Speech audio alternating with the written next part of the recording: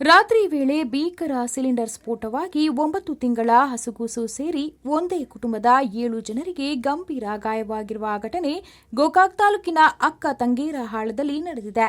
ರಾತ್ರಿ ಮಲಗಿರುವಾಗ ಸಿಲಿಂಡರ್ ಸೋರಿಕೆಯಾಗಿ ವಾಸನೆ ಕಂಡುಬಂದಿದ್ದರಿಂದ mobile charge on ಮಾಡಿ ನೋಡಲು ಹೋದಾಗ ಏಕಾಏಕಿ ಸಿಲಿಂಡರ್ ಸ್ಫೋಟವಾಗಿ ಸ್ಫೋಟದ ರಭಸಕ್ಕೆ ಮನೆಯ ಹಂಚುಗಳು ಹಾರಿ ಹೋಗಿ ಮನೆಯಲ್ಲಿನ ವಸ್ತುಗಳು ಚೆಲ್ಲಾಪಿಲ್ಲಿಯಾಗಿವೆ. ಇನ್ನು ಗಾಯಾಳುಗಳನ್ನು ಬೆಳಗಾವಿಯ ಖಾಸಗಿ ಆಸ್ಪತ್ರೆಗೆ ದಾಖಲು ಮಾಡಲಾಗಿದ್ದು, ಇನ್ನುಳಿದವರಿಗೆ ಸ್ಥಳೀಯ ಆಸ್ಪತ್ರೆಗೆ ದಾಖಲಿಸಿ ಚಿಕಿತ್ಸೆ ನೀಡುತ್ತಿದ್ದಾರೆ. ಇನ್ನು ಈ ಪ್ರಕರಣ ಅಂಕಲಗಿ ಪೊಲೀಸ್ ಠಾಣೆಯಲ್ಲಿ ದಾಖಲಾಗಿದೆ.